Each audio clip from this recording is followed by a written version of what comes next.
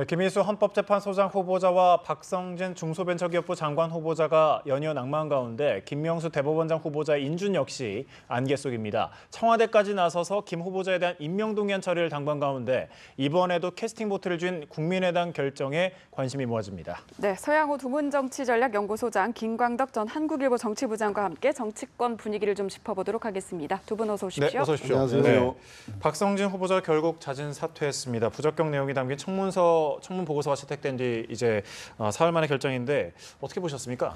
문제는 국회 문턱을 예. 넘지 못했다라는 생각입니다. 아마 야당의 강력한 반발 속에서 청문 보고서가 채택이 되지 않았는데 한 걸음 더 나아가서 여당 의원들조차도 예. 자리를 비켜줌으로 인해서 사실상 채택 보고서, 청문 보고서가 채택된 것을 반대하는 뜻을 우회적으로 표시하지 않았습니까? 예. 아마 이 두 가지 야당은 물론이나 여당 내에서도 그 박성진 후보자에 대한 부적격인 여론의 흐름들이 아마 청와대에 전달되는 것 같고 예. 그것이 결정적인 배경인 것 같고 특히 더 버텼다가는 김명수 대법원장 후보자 그 청문 보고서 채택과 임명 동의안 처리 과정에서도 오히려 큰 더 부담이 될 수 있겠다라는 문제 때문에 서둘러서 임종석 비서실장이 사과까지 하면서 이례적으로 국회의 뜻을 존중하겠다. 예. 그렇게 나왔던 것 같다 생각이 듭니다. 네, 일단 박 후보자 자진 사퇴 이후에 야당에선 청와대 인사라인 문책론에 대한 목소리를 더더욱 높이고 있는데 이런 목소리를 높이는 데에 대해서는 어떤 의견 갖고 계십니까?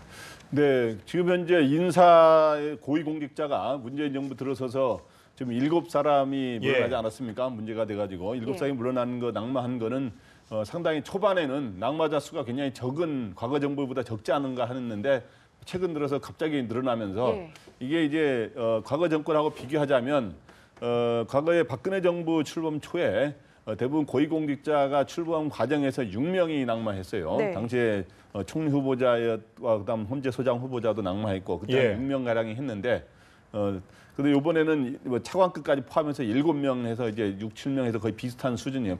이명박 정부 때 한 3명 정도였고요. 그렇기 때문에 굉장히 숫자가 많은 거고 지금 김명수 후보자가 어떤 상황 지금 어떻게 될지도 지금 모르는 그런 상황에 있습니다. 그래서 이런 상황에서 당연히 이 과정 이런 경우에 인사 추천과 그리고 인사 검증 과정에서 혹시 문제가 있지 않았냐 그래서 인사 문책론이 제기될 수가 있는 거죠. 근데 문제가 제기될 수 있는 것이고 야당은 그걸 제기해서 또 부실 검증 그리고 인사 추천이 잘못된 거 아니냐 뭐 이런 식으로 했기 때문에 임종석 비서실장이 대국민 사실상 사과를 하는 이러면서 앞으로는 이런 일이 재발되지 않도록 노력하겠다 이런 입장을 밝힌 거고요. 그래서 요거로 인해서 소위 이제 조현옥 인사수석하고 이제 조국 이제 민정수석이 과연 물러나느냐 하는 이런 야당에서 물러나라고까지 주장하는 시각도 일부 있습니다만은 제가 보기 이번에는 일단 국민들에게 반성하는 모습을 보이고 앞으로 빨리 체제를 정비해서 다시 이런 일들이 반복되지 않도록 이렇게 해서 하는 게 이제 앞으로 시험대에 있다고 보이겠습니다. 예, 말씀하신 것처럼 김명수 대법원장 후보자 인준도 좀 난항을 겪고 있는데 양승태 대법원장 임기가 오는 24일까지 얼마 남지 않았습니다. 정말 정부와 여당이 직접 김명수 후보자 지키기에 나섰는데요. 어떻게 보셨나요? 박성진 장관 후보자를 버리는 카드로 해서 김명수 대법원장 후보를 살려보겠다라고 하는 얘기가 나올 정도로 지금 현재 정부 여당은 그 입장이 공색에 빠졌는데 아마 문재인 대통령이 담담하게 대응하라라고 한 이야기를 한 것으로 인해서 아마도 박성진 후보자의 문제는 문제대로 해결하고 박성진 후보자의 카드를 김명진 후보자를 통과시켜주면 박성진 후보자를 버리겠다. 낙마시킬 수 있다라고 하는 그 사석 카드라든가 활용의 전제 조건으로 쓰겠다라고 하는 입장을 버리고 아마도 먼저 박성진 후보자를 사퇴시킴으로써 인사 문제에 대한 그 청와대의 실패를 사실상 시인했기 때문에 김명수 대법원장에 대해서는 오랜 동안 그 사법부 수장이 공석인 대로 있으면 되지 않지 않느냐라고 하는 이야기를 국민들에게 호소함으로써 국회가 이 뜻을 존중해서 통과시켜 줄 것을 요청하는 그래서 전공법으로 이 문제를 다뤘기 때문에 아마도 제가 볼 때는 이제는 공이 야당으로 왔는데 특히 바른정당과 자유한국당이 잃어버릴 게 없지만 국민의당이 입장에서는 김희수 헌법소장 때도 국민의당이 캐스팅 보트 역할을 해서 부결을 시켰는데 대법원장까지 하기에는 상당히 부담이 되는 상황이기 예. 때문에 네. 지금 국민의당의 선택에 모든 관심의 초점이 모아지고 있습니다. 네, 뭐 만약에 김명수 후보자가 낙마한다면이라는 그런 시나리오도 예상해 볼 수밖에 없는 상황인데 특히 뭐 전반적으로 타격이 심각할 것이다라는 예상이 나오는 가운데 야권의 역풍이 부는 것 아니냐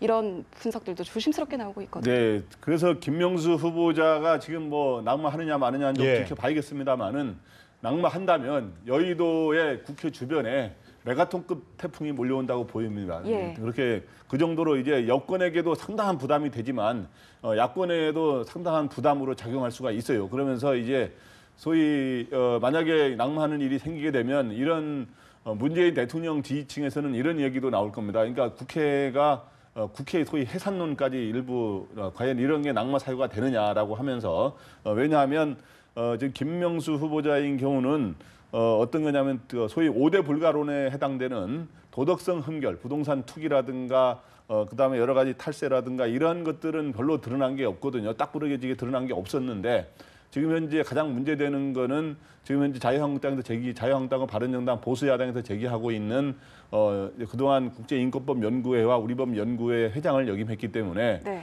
너무 진보 편향이 되는 거 아니냐. 왜냐하면 대법원장이 대법관을 저는 추천하거든요. 심지어 헌법재판관도 추천하는 네. 일이 있기 때문에 그러면은 그 진보 일색으로 앞으로 갈 수 있는 거 아니냐라는 우려를 보수 야당에서는 제기할 수는 있는 것이죠. 그러나 이제 도덕적인 결정적인 문제가 없기 때문에 이런 거에 대해서 소위 국회에 책임을 묻는 이런 역풍이 또 불 수도 있어서 그러나 또 여권도 이런 식으로 반복돼서 김희수 후보자와 그다음에 김명수 후보자로 하게 되면은 헌재 소장과 대법원장이 동시에 공석이 생기는 예. 이런 초유의 사태가 벌어지는 거거든요. 그렇게 되면 여소야대 전국 속에서의 한계를 실감해야 되고 그렇기 때문에 결국에는 지방선거를 앞두고 정계 재편론의 불씨가 또 생기는 거 아니냐 이렇게 생각이 됩니다. 예.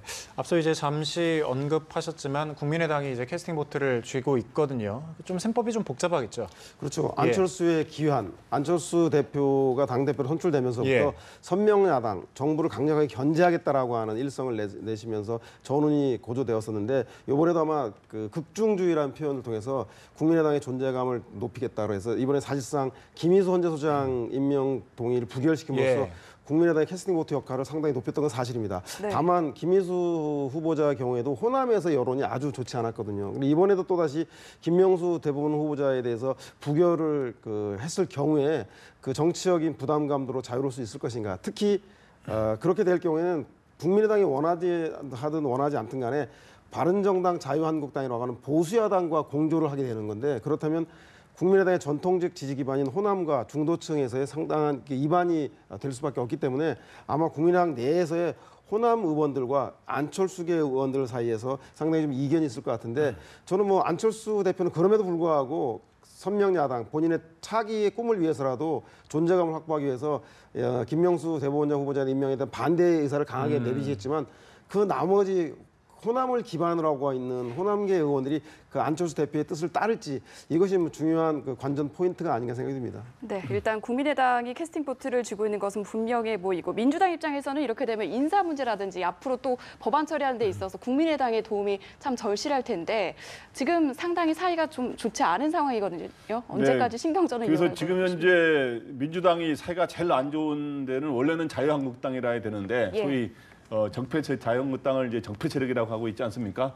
근데 사실 실상은 지금 국민의당하고 굉장히 신경전을 벌이는 이런 상황입니다. 근데 원래 한 식구였다고 한 형제였다가 헤어지면은 원래 사이가 더 나빠요. 원래 감정적으로는. 예. 그래서 지금 현재 국민의당도 원래는 민주당에 있다가 탈당해서 만든 정당 아닙니까? 그렇기 때문에 굉장히 사이가 안 좋고 요즘에는 굉장히 김인수 후보자 낙마 이후에는 소위 땡깡을 부리는 거냐, 그다음 적폐 연대하려는 거냐 하는 이런 용어도 쓰면서 굉장히 신경전을 벌이고 있고 또 국민의당은 또 그 말을 취소하고 사과해야 우리가 또 표결에 임하겠다 이런 식으로 요구를 하면서 굉장히 서로의 일종의 신경전을 줄다리기를 벌이고 있는데 어떻든 지금 현재 그러한 것들을 잘 마무리해서 제가 예. 보기에 그럼에도 불구하고 양승태 현재 대법원장의 임기가 이제 24일로 사실상 마무리되지 그렇죠. 않습니까? 예. 그렇기 때문에 그런 국회 결정이 늦어져 가지고 대법원장들이 지금 현재 부결된 적은 몇 번 있습니다만은 결정이 늦어가지고 공백 상태가 생긴 적은 없거든요. 네. 근데 어떻든 가부간에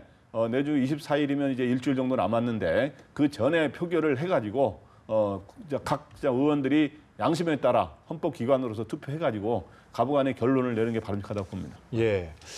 국민의당 같은 경우는 지금 지지율이 연일 오르지 않고 있거든요. 안철수 대표는 연일 이제 정부를 향해서 거친 발언을 쏟아내고 있는데 호남 홀대론을 펴더니 이제 대구 가서는 영남 홀대론을 또 펴고 있습니다. 이런 게 좀 지지율 상승에 좀 효과가 있다고 보십니까? 그죠. 지역 홀대론, 예. 소위 말해 지역 감정을 자극하는 것은 약효가 좋은 만큼 부작용이 심각합니다. 예. 그 갤럽 조사 연구소에 따르면 연구에 따르면 여론조사 결과 민주당이 호남에서 지지율이 상당히 떨어졌는데 예. 그렇다고 국민의당이 올라갔느냐?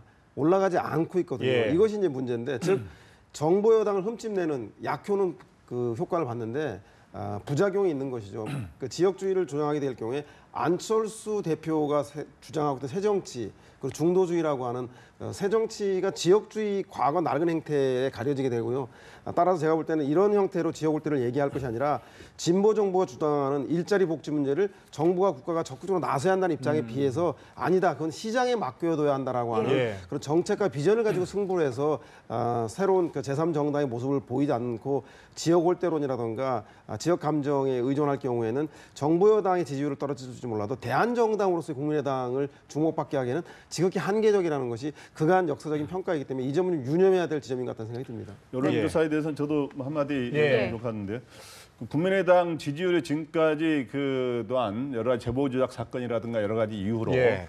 최하위를 달려왔습니다. 사실 정의당하고 거의 뭐 꼴찌 경쟁을 하는 이런 상황이었는데 근데 지난주에 미세하게 오른 건 사실이에요. 3% 갤럽 조사에 의하면 3%가량 올라가지고 7%로 올랐는데 예. 그거는 왜냐하면 김인수 후보자 현재 소장 후보자의 사퇴 이후에 뭔가 이제 소위 존재감이 부각이 되면서 아마 오른 거로 분석이 되고 있는데 근데 여기에 지지층 오른 거를 분석했더니 주로 대구 경북이라든가 이 보수층에서의 지지는 오르고 호남에서는 오르지 않은 거로 나타나고 있습니다. 그런데 국민의당의 구성원들의 다수의 의원은 또 호남 출신 의원들이 아닙니까? 예. 바로 이런 점에서 이제 딜레마가 있는 겁니다. 보수층의 지지는 다소 오르는 기미가 있습니다만은 호남에서의 지지는 오르지 않고 이제 호남 의원들이 또 다수이기 때문에 과연 이번에 다시 김명수 후보자를 또 부결시키는 일이 생길 경우에 그냥 보수층의 지지가 오르는 일이 생길 수는 있을지 모르겠지만 또 다른 데서 역풍이 불 수 있기 때문에 과연 바로 그런 점에서의 국민의당의 딜레마가 있다고 생각합니다. 네, 끝으로 자유한국당 상황도 좀 짚어볼게요. 인적 청산 후폭풍이 거센 상황인데 지금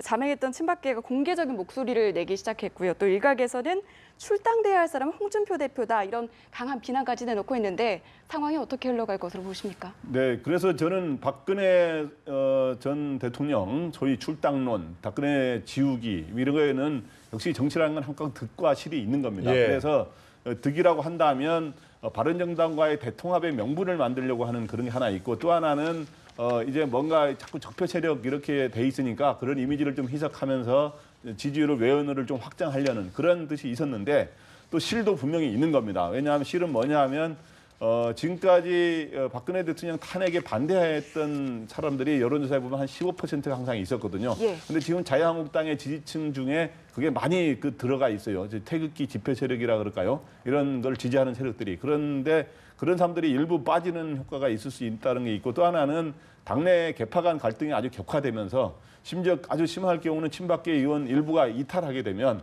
바른정당에 있는 의원들이 일부 들어온 거 이상으로 혹시 나가버리는 일이 그 이상으로 나갈 가능성은 아직은 적다고 봅니다만은 그럴 가능성도 완전히 배제할 수는 없는 거거든요. 그렇기 때문에 저는 이 박근혜 출당론을 제기하는 심정은 충분히 이해가 가나 그거로 인한 그렇게 득은 그렇게 오히려 그렇게 많지는 않을 수 있다 이렇게 생각이 됩니다. 흘러간 예. 물로는 물레방아를 돌릴 수가 없고요. 그러니까 네. 친박계 의원들이 일시적으로 저항은 하겠지만 예. 국민적인 여론이 이미 박근혜 전 대통령과 친박계는 총선과 대선을 과정에서 심판했기 때문에 세력화되기가 상당히 어려울 것 같다는 생각이 들고요. 다만 그 자유한국당도 친박 청산이라고 하는 1차적인 과제를 빨리 끝내고 예. 원래 얘기하고 국민들이 바라고 있는 보수의 혁신, 보수의 변화, 즉 일자리와 복지 문제에 대해서 여전히 진보 아젠다라고 거부만 할 것이 아니라 그것에 대해서 새로운 대안을 내세우는 그래서 유럽이라든가 미국의 보수당처럼 새롭게 변화해서 집권에 한 발짝 나아가는 그런 모습들로 그 아젠다 경쟁을 해야지 친박 청산은 이미 국민들이 심판했기 때문에 더 이상 가슴 깊이 와닿는 소재는 아닌 것 같다는 생각이 들어서 빨리 그 다음 스텝으로 이동하는 것이 자유한국당의 과제가 아닌가 싶은 생각이 듭니다. 알겠습니다. 두 분과 함께 정치권 이슈 짚어봤습니다. 서양호 도문정치전략연구소장, 김광덕 전 한국일보 정치부장과 함께했습니다. 고맙습니다. 고맙습니다.